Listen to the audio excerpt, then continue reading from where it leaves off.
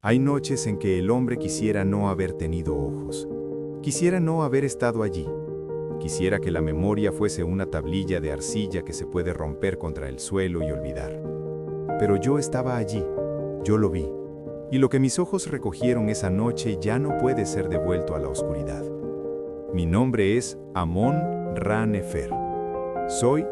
Fui, escriba en la corte del gran Ramsés, el que se llama a sí mismo Hijo de Ra, Señor de las dos tierras, eterno en gloria.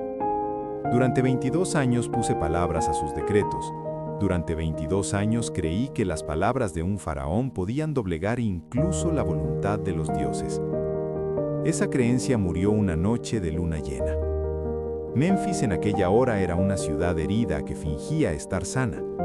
Habían pasado ya 9 visitas, 9 plagas, 9 veces que el Dios de los esclavos hebreos había extendido su mano sobre nuestra tierra y la había doblado como si fuera papiro mojado.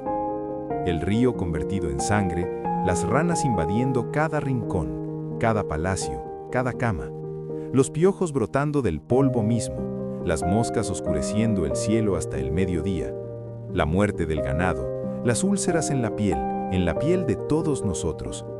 Todavía llevo las marcas.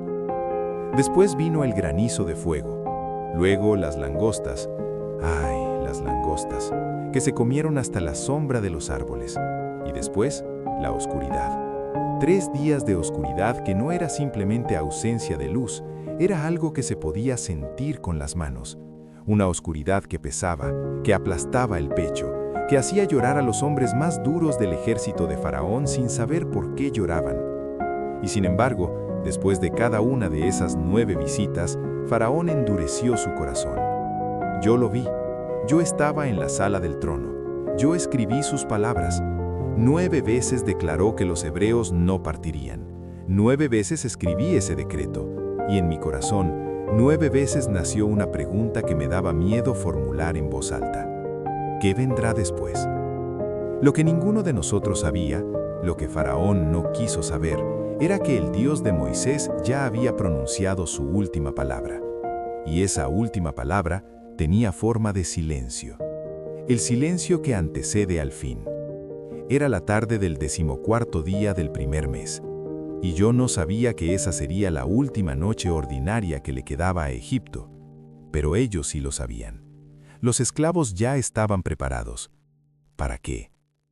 Esa tarde, movido por una inquietud que no supe nombrar, salí del palacio sin escolta.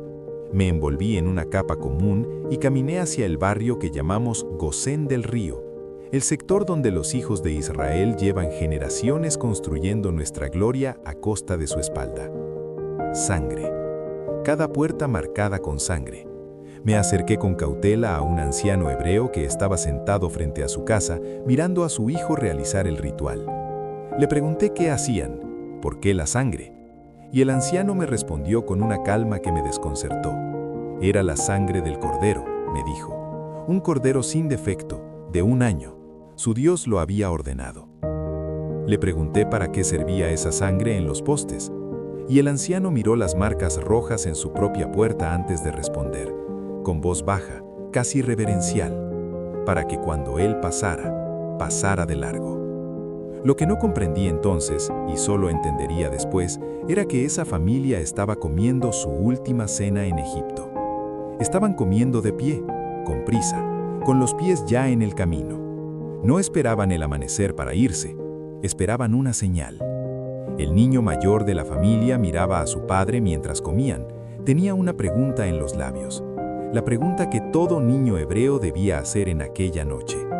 ¿Por qué era esta noche diferente a todas las noches? Y el padre lo miró con unos ojos en los que había dolor, orgullo y una fe tan densa que casi se podía cortar con un cuchillo. Y le respondió que porque esa noche el Señor lo sacaba de la casa de servidumbre con mano fuerte y brazo extendido. Puso la mano sobre la cabeza del niño al decirlo. Algo dentro de mí entendió en ese momento que ese niño hebreo, ese niño de ojos grandes que comía cordero de pie, sobreviviría la noche. Y entonces pensé en mi propio hijo. Pensé en Hor Meritum, mi primogénito, 17 años, dormido en este momento en su cama sin saber nada. y sentí, no sé cómo describirlo, sentí que el aire de esa noche era diferente. El cielo estaba demasiado quieto, las estrellas demasiado brillantes, y en el horizonte del desierto, desde donde sopla el viento del este, no había viento.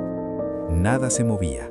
Fue entonces cuando escuché, desde algún lugar que no era ningún lugar humano, algo que no era un sonido, pero que todos sentimos al mismo tiempo, como cuando el trueno golpea tan cerca que no se oye sino que se siente en los huesos. La medianoche aún no había llegado, pero lo que venía con ella ya estaba en camino. Regresé al palacio con prisa. No sé qué me empujaba. Tal vez era instinto, tal vez era algo más profundo que el instinto. Tal vez era misericordia lo que me movía hacia mi hijo, aunque yo en ese momento no conocía a quien dispensa la misericordia. La luna estaba en lo más alto del cielo. La medianoche. Fue como si el aire se volviera más denso de un instante al otro. No el aire, algo dentro del aire. Algo dentro del aire. Una presencia. No había sonido, ningún relámpago, ningún viento, ningún ejército de espíritus alados que los sacerdotes de nuestros templos describen en sus rollos, nada que los ojos pudieran atrapar. Solo esa densidad en el aire, esa certeza que atravesaba la piel y llegaba a los huesos. Y entonces, desde algún lugar profundo en el palacio, escuché el primer sonido. Un llanto de mujer, lejano, agudo, cortado de repente como si la mujer se ahogara con su propio dolor. Luego silencio. Corrí hacia los aposentos de mi familia. Otro llanto en la distancia. Esta vez una voz masculina, grave, rota.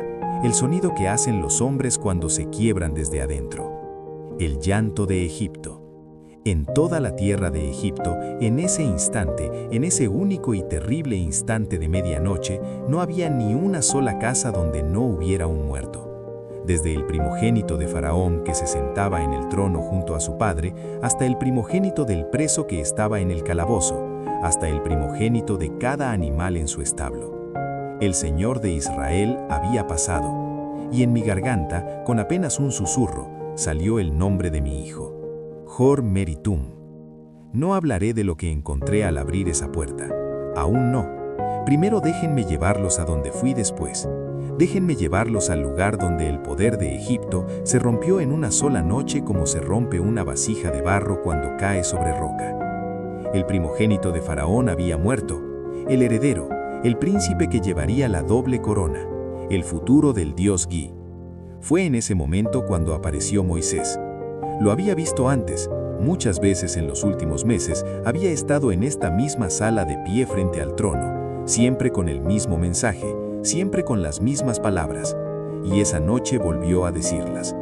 Ordenó que se levantaran, que salieran de en medio de su pueblo, los hijos de Israel, y fueran a servir al Señor como habían dicho, que tomaran sus ovejas y sus vacas, que se fueran, y que lo bendijeran también a él. Nadie habló, nadie se movió. Faraón miró a Moisés durante un largo momento. Ese momento fue una eternidad. En él cabían 22 años de soberbia, 9 plagas ignoradas, un corazón endurecido una y otra vez, y ahora, al final, el precio. Y Faraón abrió la boca, y lo que salió de ella no fue un decreto, no fue un rugido, fue apenas la voz de un padre que había perdido a su hijo. Id, dijo, apenas audible, id, y bendecid a vuestro pueblo también. Moisés se inclinó levemente, no de sumisión, sino de reconocimiento, y salió de la sala sin dar la espalda. En ese instante, Ramsés dejó de ser Dios. No lo declaró ningún sacerdote, no lo proclamó ningún heraldo, simplemente ocurrió en el espacio de una sola mirada, en la fracción de silencio entre la pregunta y la respuesta, entre la plaga y el rendimiento. El hombre que durante décadas se había hecho representar en piedra con 100 codos de altura, aplastando a sus enemigos con una mano y sosteniendo al sol con la otra, ese hombre ahora estaba de pie en ropa de dormir en el centro de su propia sala del trono. Y era pequeño. Me senté en el suelo de piedra de ese corredor y me pregunté, por primera vez en mi vida, en serio, sin evasión, a quién le había estado sirviendo y a quién debería haberle servido. En las horas que siguieron ocurrió algo que en 22 años al servicio de Faraón nunca habría podido imaginar. Los egipcios, mi pueblo, fuimos a buscar a los hebreos. Vi a un comerciante próspero de pie frente a la puerta marcada con sangre de una familia hebrea. Cuando la puerta se abrió, extendió sus brazos cargados de vasijas de plata y joyas de oro y suplicó, sin ningún orgullo que le quedara, que tomaran lo que necesitaran. Todo, que solo se fueran. Y así fue que los hijos de Israel, que habían llegado a esta tierra como soñadores y se habían quedado como esclavos, partieron de ella más ricos de lo que llegaron. No como ladrones, no como vencedores que saquean una ciudad conquistada, como personas a quienes se les devolvía, de una vez y torpemente, todo lo que se les había quitado durante generaciones. Y lo que vi desde las murallas de la ciudad era esto, el pueblo hebreo marchando. 430 años. 430 años habían vivido en esta tierra, 400